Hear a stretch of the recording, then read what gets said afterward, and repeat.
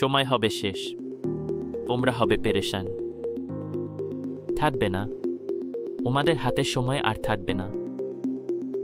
এ বুঝি তোমাদের মিস হয়ে গেল এ ক্লাস। আমি আর রেগে একটা কথাও বলবো না। আমি আর গলা ফাটিয়ে তোমাদের কোনো কিছু বলবো না। কি অবাক হয়ে গেলে?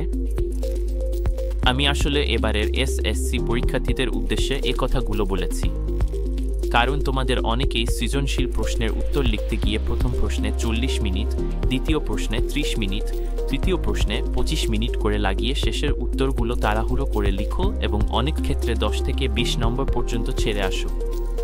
ফলশ্রুতিতে তোমাদের A+ মিস হয়। এছাড়া অনেকেই পরীক্ষার হলে দেরিতে প্রবেশ করে তাড়াহুড়ো করে লিখতে গিয়ে লেখার সন্দ্রেনস্তেহি। অনেকে আবার পরীক্ষার হলে প্রশ্ন না বুঝেই উত্তর লেখা শুরু করে দাও। অনেকে তো অন্যদের সাথে কথা বলে সময় নষ্ট করে।